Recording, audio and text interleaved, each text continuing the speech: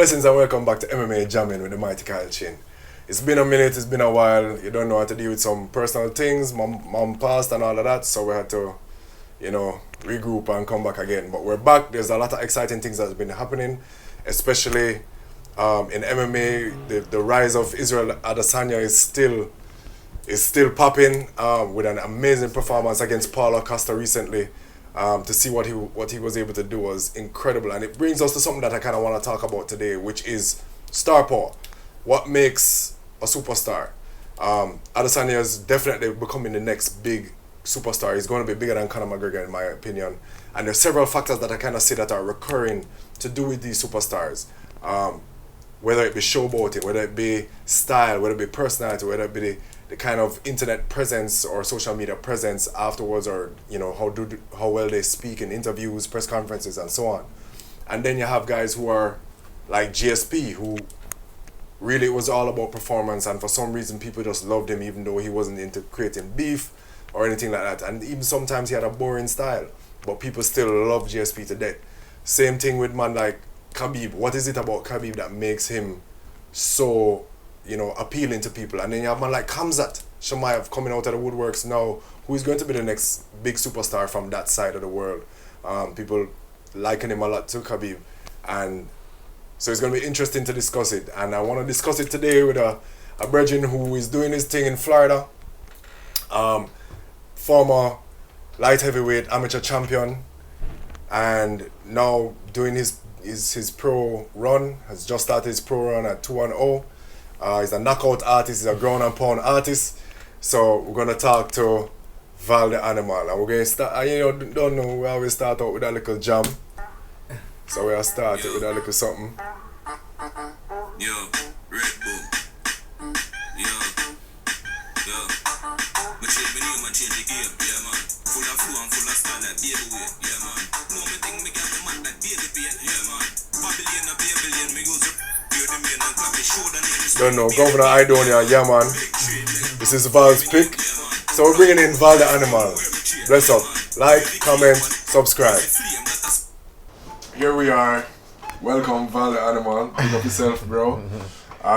As you can see, the man is a beast, and I see that you've been doing your thing. You're basically a knockout artist. You go more for your ground and pound, is what it looks like. And show you guys some clips. You've probably seen some clips right now of Val's work. I noticed that you're a big pressure fighter. You tend to go straight into high pressure situation and try to get them out quickly, take it to the ground, pound them out. That seems to be the trend. Yeah, well, basically is what I'm feeling, and basically who I'm fighting. Like my first guy I fought, he had a lot of experience. He was a karate guy, so I know. I said I got good striking, but you know what I'm saying, it's a fight, so I'm gonna take him where his weak spot is. I take him to the ground.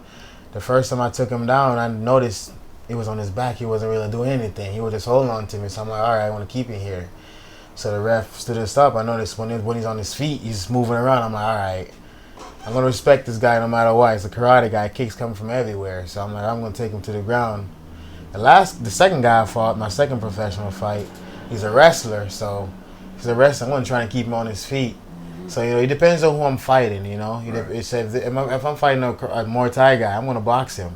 Right. You know what I'm saying? It depends who I'm fighting. So, but also my coaches, they teach his pressure. You know what I'm saying? But I'm just learning a lot more patience now. Because I can't just keep going. You know what I'm saying? I just they're way different levels. So now I just trying to be patient. But I've never seen anybody really trust my ground game yet. But I know it's coming though. Tell me the background, because I noticed that you have excellent takedowns. I know most of the guys you fight are much taller. Yeah. Because you started at light heavyweight, you're now at middleweight. I started at heavyweight actually. You started at heavyweight? Yeah. Jeez. I was 260 pounds when I started. When I started MMA, yeah. I'll show you the pictures, yeah. I was big. Crazy. Yeah. So, but how tall are you? 5'8". 5'8", 200. Yo. Yeah. And that's all. Yeah, it's all muscles. Yeah. But the wrestling, people don't really. I don't really post that training session, but I after practice, one-on-one, my coach drilling takedowns and stuff. You know, like doing the extra stuff. What about the jiu-jitsu? Are you more wrestling heavy, or are you putting in the rolling as well? Well, I'm putting it together, wrestling and the jiu-jitsu. I just got my blue belt Nice. in jiu-jitsu, so I'm putting it all together, like the takedown and securing the takedown, you know, because I don't want to take a guy down and he gets right back up. That's more work for me. So I take him down and I try to secure the takedown. If not, if I take a guy down and he's keep getting back up, I'm like, all right, I'm gonna have to punch him a little bit. That's right. But other than that, you know what I'm saying, I can, like, for so far, like, for me, I can literally feel a guy's break. Yeah. You know what I'm saying? I can feel them break because they don't do it. They don't apply themselves. They don't do the training. They don't go out there. They don't run in the sun. They just want to go in the gym and hit bags. So I can feel them when they break. It's just something about I just feel them. You know, that's when I go in for the kill. Right. Yeah. So you haven't been 5 rounds yet. No, I have not been 5 rounds yet. Even when you were doing your amateur. Oh, my amateur! I had some wars in the amateur. Right. Oh man, I had some giants. Yeah, I've been all my amateur fights pretty much. Only one that I've went through my amateur debut, I went 23 seconds. Every other my amateur fights was all 3 rounds. Yep, I have couple decisions. unanimous decisions. My last 2 was last one was a submission, one was a TKO. Right. So I've been in the wars, and I have some tough amateur fights. Nice. Yeah, so which are super important.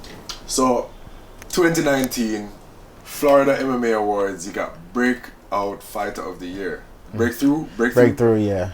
That's a big deal, man. That's a big deal. And this is Florida MMA Awards, so this is for all of the Florida MMA organizations. So for those who don't know, Florida, every state would have several leagues or you know, event companies, promotions that will put on the fights and so on. So the promotion you fight for is Combat Night, and that's the one that you were. Yeah, I was mostly on that show. Yeah, I was light heavyweight champion on that. Right. So so Breakthrough Fighter of the Year. Tell me how that feels. It feels great because after I left my first gym, I went to Fusion XL. When I went there, my coach literally told me, was it Julian Williams? They told me, you suck. Like, straight up, literally told me, you suck. Like, the grappling wasn't there. Right. The jiu-jitsu wasn't there. He only telling me, is like, man, the only reason you be winning this fight because you just athletic. Yeah, so he's like, you need to learn this stuff because if you keep going, you can get a rude awakening soon. So I listened to him, you know, started showing up to class, started taking wrestling and stuff. My first fight with them was a draw. You know, it was a draw versus a guy at the Smilers Academy. At the time, I didn't take that fight serious, and that was my first time cutting to 185. First time cutting to 185. So I was drained. I was really drained. You know, I was tired. So that fight went to a draw. So the guy wanted a rematch. I'm like, man, I'm not finna rematch in the amateurs, man. We're just gonna move on. So I moved on, and then I went to fight for the 205 belt again. It's my 3rd try, and I won that. And then I don't know, what's something I just got motivated. You know what I'm saying? I just started taking this serious. So I listened to my coaches, and I just break through. That's great, man. Yeah, that's great. And that kind of brings me to what I wanted to talk about today, which was this whole idea of what makes an MMA superstar or sports superstar. Especially in combat sports where it's a little different because people are actually fighting each other, you know. Yeah. So trash talk can be real. Yeah, it's personal. It gets personal. Yeah. I mean, like, and we're talking about Israel Adesanya and Paulo Costa recently, which was, some people messaged me and said that they were disappointed with the fight, but I was not disappointed at all. First of all, I expected it to I expected more. Right. Not that's what you were saying. Ended in the you were second surprised round. that Costa didn't come forward, he didn't wrestle. Yeah, and Paulo Costa is a black belt too. Yeah. So I wasn't expecting the fight to end the way it ended. I didn't expect Paulo Costa to get TKO like that. But at the same time, you should be taking a guy like that serious. That guy has over 100 fights. Yeah, like, I watched all of his kickboxing fights. This guy is not something to play with. So instead of you sitting there making videos, and so you should be training, really studying him. So this whole time he's trying to get into Israel's head. He feeds off that. Yeah. Yeah, which is what we're learning now. He love it. Like, the man is a proclaimed troll. Like, he self-proclaimed troll. There's something that he do, you know what I mean? And it's funny because everybody talking about, you know, Costa not coming forward. Mm-hmm. But if he had come forward any more aggressively than he did, because he tried, but Israel was just never there. Yeah, he was never there. Never there. And he was lighting up the legs, as you saw. He's just really a master of using his distance and his length and really, you know, switching it up. And I mean, but he wasn't checking those kicks either, because he was planted on his front feet. But if you would notice, what Israel would do was make small steps, and he would catch Costa in movement. Yeah. You know what I mean? So it's a lot harder to lift your leg to check because you're still stepping. So he would switch his legs, he would come back, he would take a step to the side, and then as Costa, or he would feint. What was interesting to me is that Costa wasn't fainting a lot. No, because he's so used to like moving forward, like throwing going, shots. right? Yeah. But Israel was just in his head. He was just too. And that's the thing. He won within the first couple seconds. He had control of the fight. I thought that was gonna go at least round 4, not in the second round. Oh, man. TKO 2. Just sweet like that. And he got mounted too. I'm like, oh my god. Yeah, man. So I'm like, yeah, man. yeah. And then, so speaking about the whole idea of superstar and a sports superstar, in your opinion, what makes a sports superstar, a fighting, an MMA superstar? In my opinion, Yeah. You just gotta be true to yourself and know where you're coming from and know what you're fighting for. You know, not just for the media and the hype. You just gotta know what you're fighting for. Like me, I know what I'm fighting for. You know what I'm saying? So most fighters don't do that. They just do it just to do it. You know, like Israel, he's from what? Nigeria? So I'm pretty sure he's never had it easy all his life. So I know he's might be this and that, but I'm pretty sure he's fighting for like his family and all that stuff. But for me, you know, as a fighter, I just stay true to myself all the time. I never once get up and say I'm better than this guy, I'm more better and tougher. No, it's fighting. You know what I'm saying? Wrong move, you get caught. So I would try to stay humble and try to learn as much as I can for the fight or the camp, or try to study as much. So do you do any trash talking, engage in the trash talking, you do your any trolling, anything like that? No, I don't do trolling. A few guys try to troll me, but I don't feed into that, you know what I'm saying? Like, I don't have time for that. You know what I'm saying? Like, the trash talking, I'm like, man, we can do all the talking in the cage. We can do all that talking in the cage. You know, everybody has a plan till they get punched in the face. The old classic old Mike Tyson. Yeah. I think the trash talking for me takes away from your game. It does. You know what I'm saying? If you're over here focusing on thinking about what to say to this guy, he's over there training. He's over there. But it's so funny because you look at a man like Conor, you look at a man like Israel, you look at a man like Colby. Them man there, it don't affect them. As a matter of fact, some will say that they kind of, it helps to fuel them. And they know that they're getting into the person's head. Like Muhammad Ali back in the day, like he knew exactly what he was doing. You know, he knew exactly how he could toy with it and how that would help him. And some are just better at it. So I mean, those guys are the top of the line. The top of the food chain. Yeah. Talk about like just knowing, and them always quick. They're always able to come back with something. But then you have legitimate superstars like George St. Pierre, who never trash talk. Yep, very respectable. Yeah. Like it's amazing to me, and I go back to what you're saying still, just about staying true to yourself, because people could respect that this is who this guy is. This is just him. This is just him. Him talk, you can't understand that damn thing the man I say. With him messed up Quebec accent. As we were saying, man like GSP have something where they're not about the trash talk.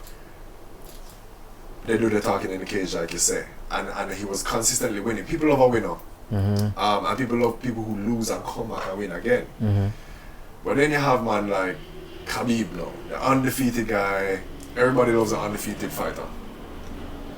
But the funny thing is, with undefeated fighters, there's always maybe a good percentage of the crowd who wants to see them lose. Like Floyd Mayweather, for instance. You know what? Floyd went from Pretty Boy Floyd to Money Mayweather. What do you think made that difference? And win. I guess it's the winning. And win. It's the winning. And win, but sometimes I win beat up people too. Man, they look like they're a fool. So that means, so alright, so we know that they have to have the skills. So for the superstars, they have to have the skills. They don't necessarily have to be a trash talker. This is what we're noticing. Here's the trend, because you have man like Hamzat now. Attitude. When you look at man like Cowboy lose the whole heap. Man like Justin Gagey used to lose whole heap. The people are attracted to people who them have that fighting spirit, like them will go in there and throw and be in battles. People loved Paulo Acosta because of the way he fought. That aggressive nature, that come forward, not letting anybody off, not afraid to get hit. Same thing with Justin Gagey. But Justin Gagey has reached that new level now, like he's surpassed and he's now he's fighting more smarter. Yeah. And then, but that performance, the level of his performance has gone up even more. Enough people never used to like Khabib's style. Because he didn't want to stand and strike. They would say it's boring. But I enjoy it. I think people are starting to enjoy his style now because he's so active on the ground. If you like martial arts, you want to stay boring. Right. If you like martial arts, you want to stay boring. Yeah. Kind of mixed martial arts. I mean, man, anything go. Exactly. Yeah. And it's the things that he does too. Like Khabib will talk to you while he's beating you up. And the fact that he will grown up on and be talking to you and telling you, just give up, brother. Just give up. He's Johnson. The thing is with Khabib, though, I try to tell you this all the time. I say, if you find a guy like Khabib, you better know jiu-jitsu. Yeah. You better know jiu-jitsu. Because when that guy take you down, do not try to get up. Do not try to get up. This is just a bad idea. But he's fought guys who know jiu-jitsu. It don't make a difference. He's fought guys who doesn't know how to fight on their back. You know what I'm saying? No, man. But they've been jiu-jitsu players. Like he's had... Who can I say that was a jiu-jitsu player? I think Tony Ferguson is the kryptonite. Maybe. A lot of people are saying Gagey is going to be his kryptonite. I think, and I see credence to that because Gagey will be hard to take down. Outside of the leg kicks though. Because he throws so many leg kicks. Oh yeah, and he switches too and does it. Yeah, so he can give Khabib an opportunity with those leg kicks. Yeah, he can grab a single or something. Yeah, he has the conditioning to last. I don't know, man. It's possible. I don't know. Khabib just lost his dad, so I don't know. What do you think? That make it more dangerous or less? No, make him less dangerous. His dad was everything for him. Yeah, but you see, his father is a big motivation for him, but his father wasn't necessarily, because his father really couldn't be present for most of his fights. So it was really his coach, Javier, who was there for most of the fights, and that was like the intellectual side of his camp. His father was a big motivation. I think it's going to make him more dangerous. You think so? Yeah, man. I think the fact that his father gone. Just engage on a pushover either. None talk. Like, Gage is a dangerous fight to the death. Man. And you know what he said? After he said the difference with the Ferguson fight is that he got his nose fixed. So his whole career, because of hits that he's received before, he's not been able to breathe properly. So because of that, he wouldn't fight a certain way because it would affect his cardio, which is interesting because he'd be in there just slinging punches. But now he's moving more. He's focused on getting hit less, and that's what we saw with Tony Ferguson. So I think that's going to be interesting. So there's that fighting spirit, but here's the element now that I noticed that is recurring with the biggest superstars out there. None of them are from the US. It's something. So there's a situation with identity, and it seems to me like especially the people in the US are attracted to stars from outside of the US. What do you notice that? So look on it now. Name the biggest stars in the UFC. You have Conor McGregor, Ireland, Khabib, Kazakhstan. Comes out coming up now from Russia, Serbia, well, Chechnya, Chechnya, but out of Sweden. With all of the Brazilian stars, you know what I mean. The Anderson Silva is there, and Anderson Silva, one of the greatest to ever do it. One of the greats. Was Future Hall of horrible Famer. outside of the cage. Like his interviews were horrible. Like you know what I mean. Like he would do a little theatrics maybe at a weigh-in, but that would you really have to dry him out like how Vitor Belfort did dry him out. Then you have, you have the British stars, but in terms of American stars, Justin Gagey, that's about it. And even Justin Gagey is not a star. He's not. Not yet. He's not there, not yet. Not yet. Because when I say star, I mean crossover. So like Israel Adesanya is crossing over. People who don't watch MMA know who he is. They message me or them call me like, yo, you know this African youth, this Nigerian youth, right? So he's making that crossover flex. You have the Usman, Nigeria, who has Nigerian background, but he's American. He never born there. He never born there. Oh, Well, not that I don't think so, and I don't think people are putting him in that bracket like an Ngannou. Oh, See that? No, yeah. so like the Ngannou, them Ngannou real. He from Yeah. where he's from? Cameroon, innit? Cameroon. Yeah. Cameroon, yeah. And them man, they proper superstar status. He's crossed over as well.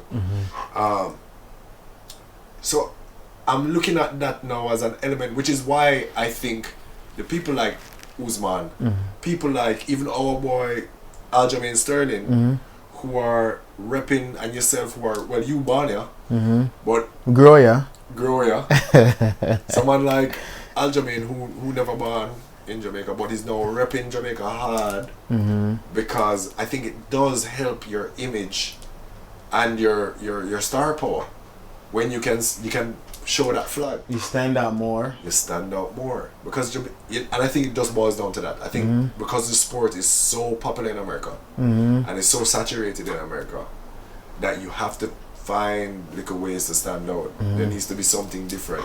Uriah Hall. Doesn't rep Jamaica at all. No? Not even one time. Really? Not even one. The only time I've ever heard Uriah talk about Jamaica was on Ultimate Fighter. He's never held a flag. He's never, like, it's amazing to me how the man just don't rep Jamaica none at all. And the man actually born here. Yeah. Left here when he was about 9 years old. I don't know, man. I don't know what it is. I don't know. But me It's know me I interesting. come from though. Yeah. You know me I come. Exactly. Yeah. Yeah. Where born and grow? Tell the people in Margaret. Crawl District. Riversdale PO. Cool, man. Which Which part portion? live across top, eh? Where are they? St. St. Catherine. See. Yeah. Bro, I've been seeing the stories and I'm beer waterfall and beer. Yeah, We're countryside, hiking man. I and mean, shit. Yo, countryside. someone around the boat the other day, man, I said, John, up on the pot there. Yo, the curry. Yeah. Curry chicken. Yeah, Man. Well, yeah. So we have this. We have the hidden element now being a different country. You know what I mean, or not necessarily being American. Yeah. But then you have the other type of superstar who are the heels, the characters who try to play the mean guy, the bad guy, like Chael Sonnen, like Colby Covington, who are incidentally the only American superstars who, and it's because they're playing that bad guy role. But the bad guy role to me is very draining, man. And you see where you talk about like Colby, he must run away and take away himself after the last fight. He can't stand up and actually.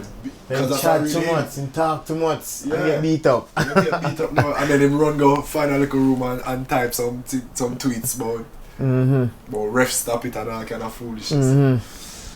But then come fight though, him come fight. Hey, come he's a great fighter, you know. A great fighter and come fight. But I don't feel say you have to go so far to get fans. You just go and fight. You see, once you go out there and fight and win, and you win, people will follow you always. But this is what hurts me. I don't believe that's true. You don't believe Because so? of, look at our brethren, Aljamain Sterling. This weekend, there is a fight between Moraes and Corey Sandhagen. Aljamain Sterling literally just twists up Corey Sandhagen's neck in less than a minute. Yeah. Supposed to get Title shot. title shot. I have no idea where Aljamain not getting the title shot. There's no explanation. Dana been running around the question. Aljamain is supposed to get the title shot. Yeah, I'm sure you can end up on a winning He's spree. also number one. He's been number one. He's been the number one in the division for a while, so he's supposed to fight the champion. But I don't know what it is that's holding Aljamain's star power back. Him have, to me, all of the elements, except for that. Aljamain is most like a jiu-jitsu guy, right? He's a jiu-jitsu guy. He's a jiu-jitsu But guy. you know what he did recently was start striking. Yeah. So he had put on a great performance one day. I try to remember who was Jimmy Rivera. So against Jimmy Rivera, we saw Aljamain, beautiful striking, using the jab a lot, using really, really changing up the game and showing that he can do it all. And I think honestly, I think the wrestling is what held him back. I think the wrestling is what held back the star power for so long. But I think now that he's trying to change that, it's possible he can start to make moves. We get film chance soon, man. If us go and see him, yeah. Yeah, but man. I saw UFC going on, but me, say I not really fancy for UFC, you know. One championship, more on go. Really? Yeah. Yeah. Then Tell me why. Then they're just different. It's different. The culture is very different. The culture is different. The idea of superstardom over there is so different too, because the people who are superstars over there are the people who just fight well. That's what them love. Them love people who are very technical, and people who have heart, and people who fight well. Whereas in this side of the world, all of the things we mentioned is what makes a superstar. At one championships, you go in there, you win your fights, you get that stardom. And over there, the weight cutting is different. They don't cut weight over there. Just like they take a hydration test. So if I fight at 185, I need to be at 185 but fully hydrated. I can't be like super dehydrated and stuff. Like almost like same day wins. Pretty much. Yeah. So pretty much I gotta diet down to 185, which is not hard for me. So and over there, cause I have a friend like the Combat Knight Mitchell, Troy Worthen, and he's fight over there. So he told me all about that stuff. It's more like they treat people different. You know, you actually get your money's worth over there. You know what I'm saying? It's not like you sign a contract. You're just like this guy's getting what $50,000. I'm only getting $10,000. You know what I'm saying? The money's, you know what I'm saying? We get our money's worth. Cause look, can't fight forever, man. No. It's different. No. I don't think Dana White take care of the people. He don't take care of his top people. Yeah. Yeah. And that's been. It's not fair. That's proven. Yeah. It's not fair. You know. So. Yeah, it's really a shameful situation how the pay split goes in the UFC. Oh, it's horrible. And I'm glad to see that people are willing to take that option to go elsewhere. I'll go to the PFL if I get the opportunity PFL to. look good too, yo. Oh those man, tournaments, $1 million tournaments. And those guys I seen there, I'm like, oh my god, your grappling sucks. Yeah. You just sucks. I'm like, oh my god. I'm like, yo. But, you know, I'm just sitting there waiting for my opportunity. I'm not rushing. You know, like I said, this is a dangerous sport. So any fight I'm going to take, I'm going to make sure I'm fully prepared. I know you can look at a guy and say that's an easy fight, but probably not going to fight you the same way. He's like, all right, he's probably going to, because every guy I fight him different. I'm like, all right, I'm dealing with this guy. So I'm going to fight him different, what to do and what not to do. And then many times you see somebody on tape, and then when you go in there with them, it's different. It's different. That's what they say about Khabib all the time. They say that Khabib, you don't know what it's like until you're in there with him. Oh, it's different when you stand in front of somebody. Yeah, you know. Yeah, you know. Yeah, and you feel the strength. Like, so you can imagine how strong somebody is, but when a man comes and now I start grappling with him, you're like, shh. The last fight I had, when I try to move the man on the cage. Nah, solid. One solid. Nah, move. Just wait till you're tired, yeah? Yeah, something like that, me depend upon how I say, in that first round, I go too hard. I say, alright. I give him half of my shit, I just control him. I see second round, I see his shoulder then drop, I say, alright. Feel me time now. Feel me time now. Yeah. So tell me how you got into this. Man, like I said, I always think this sport right here is actually a gift to me. Because I never got up and said, hey, I'm going to be a fighter. I want to be a fighter. I want to be a UFC star. Nah, I was just invited to a gym one day. I was literally invited to a gym. It was Breaking Point at the time. Were you doing other sports at the time? I was just lifting weights because I just left high school. Because I tried to walk on at UCF for a football team, but I was too short to play linebacker over there. Too short and too light. Yeah, so I'm like, all right. So I left that and I came back, went to culinary school. So while I was doing culinary, just like sis. Yeah. All right, cool. So I decided, besides culinary, with my free time, I lift weights. Yeah. So a friend of mine said, hey man, let's go to the gym. So I thought he was going to lift weights. I go to the gym, I see a whole bunch of karate kids, students and stuff running around. I'm like, what is this? He's like, we're going to train. So I went in there. You know me, I was big, you know, at the time, 260 pounds. I'm like, man, I'm going to kill this guy. Man, I got whooped I'm like, yo. Yeah. So when you school me and humble me, I'm gonna come back. Yeah. So I just started doing it, and then everybody taking fights, everybody come back winning. So I was like the only guy in the gym that's training there, just hanging out. Right. And my coach was like, "What's up, man? You want to fight?" I'm like, "Hell yeah, I want to fight." And then he was like, "Man, you got 4 months to lose all this weight." Same coach you're with now? No. Okay. My first coach. So I literally take 4 months. I was 260. I got down to 205. 4 months. A lot of cardio, a lot of training and stuff. At the time when I fight, you know what I'm saying, I didn't know anything. No jiu-jitsu, no wrestling, nothing. All I know was to throw overhands. Right. And then when I won my first fight, 23 seconds, it was just a history from there. Nice. I just started taking it serious and started doing it. And then here I am.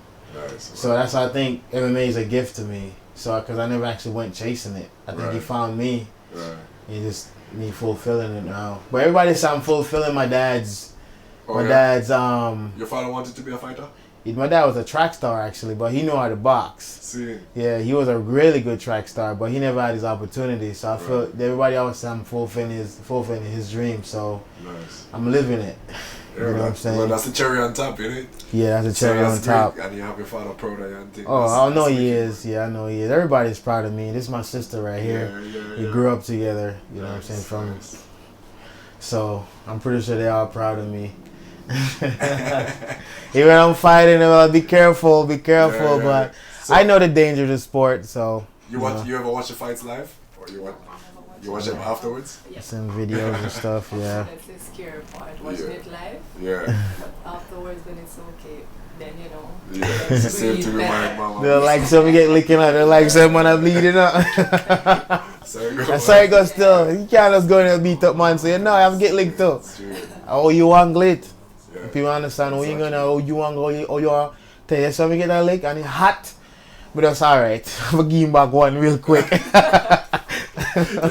a real Jamaican thing. I'm gonna give him back one. What you mean? Yo, take back. I take feel like big man.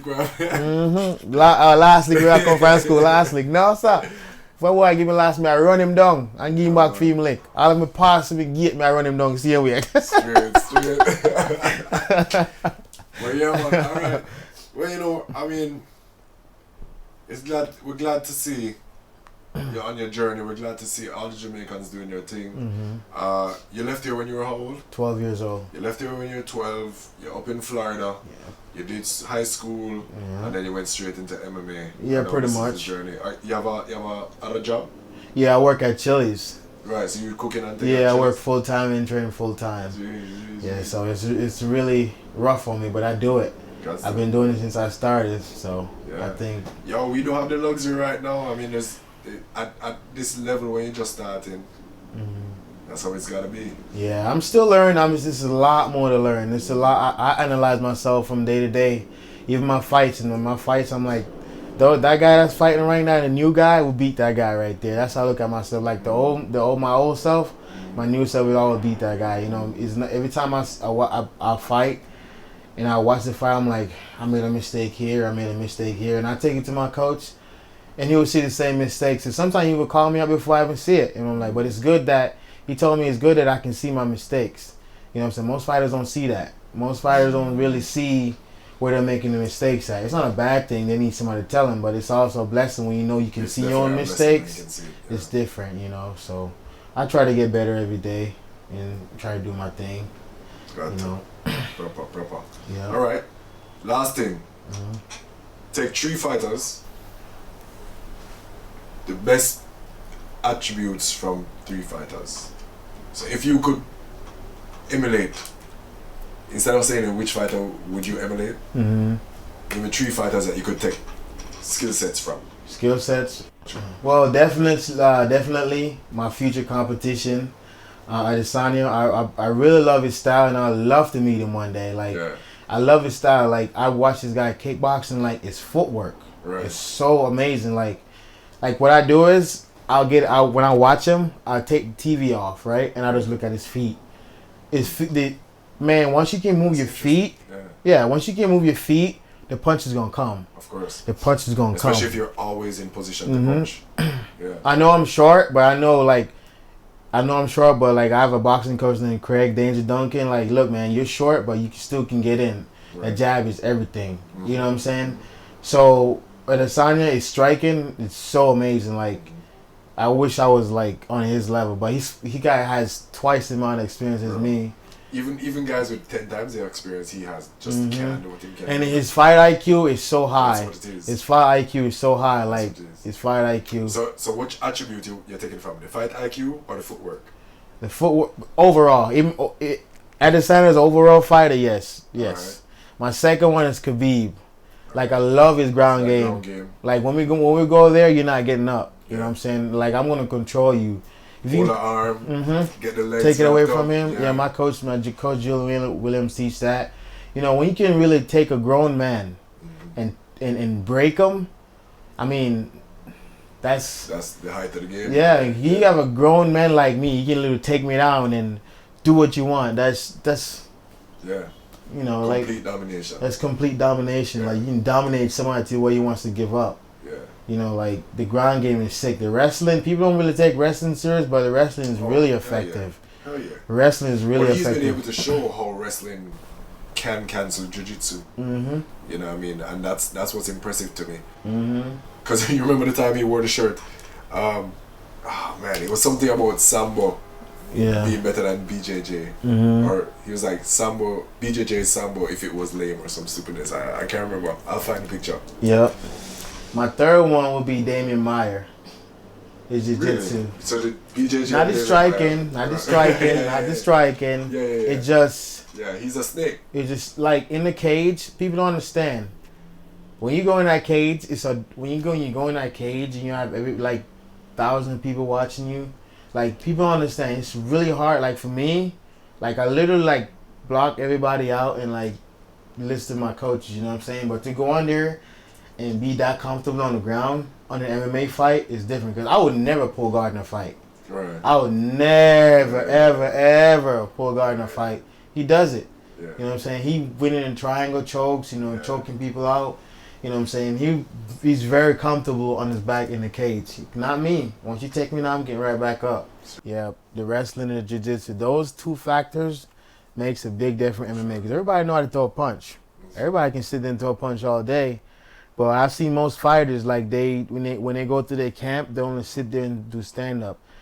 To me, to be a very successful fighter and a very great champ, I think you have to not be great at those aspects. You have to have some kind of experience in wrestling and jiu-jitsu. You know what I'm saying? You have to have it. You know what I'm saying? Because there's thousands of fighters and there's people been doing that stuff forever. You know what I'm saying? So I think you got to have some kind of idea what you're doing when you're on the ground and we take somebody down. You know what I'm saying? But like I said, everybody knows to throw a punch. But when I see most fighters, they get taken down, they're like lost. Yeah. You know what I'm saying? And me as a fighter, if I know you have a weakness, I'm not going to sit there and play games with you. I'm going to end that fight. Go for that weakness. I'm going to go for your weakness. I'm going to go for your weakness. So that's why I go in the gym and I'll spend the extra time with my wrestling coach, jiu-jitsu coach. I go to gi class.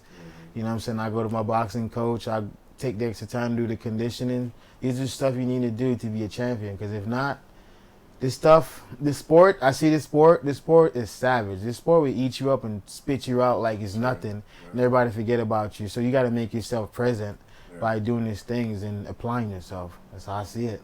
Makes sense. Straight up. Makes sense. Cool. Well, yeah, that's about it, man. Yeah. It was good having you. Yep. Thanks for coming through. Back in a town. Top shatters are back. One pass through. So you're going back to Florida soon? Yeah. I come for this, take care of my mother for one last time. You know, she raised me, so straight. Just come take care of her and spend time with family. Go back up and take care of things now.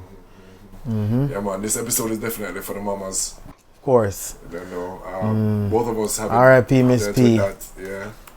As we go out, it was great having Val The Animal. Check him out on Instagram at Val The Animal. Yep, Val The Animal. And of course, and you have a YouTube channel as well. Yeah, I have a YouTube. Yeah, same thing. Val The Animal, Val Woodburn, same thing. Val Woodburn. Yeah. That was how I found you. Val Woodburn. So you don't know, check him out. 2019 Florida Breakthrough Fighter of the Year. Mm-hmm. On a rise, fighting middleweight now. Yep. Planning to get to welterweight eventually. But Yep. we're gonna watch the journey. And just stay tuned to MMA Jammin. This is what we're doing. This is what we're showing you. What Jamaicans are doing all over the place in the sport, in combat sports in general. Jamaicans are evolving. Yeah. Yep. So as we leave out, just want to say something for Mama, you know. Yep.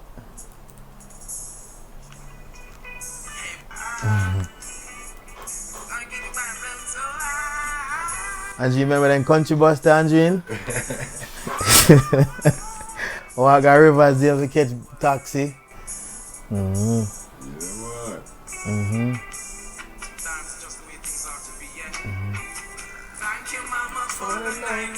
Yeah, man. All the pains and suffering. As always, be mighty. Bless up. Bless. Thanks for having me, man. Appreciate that. Yes, sir. Yes, sir. One love.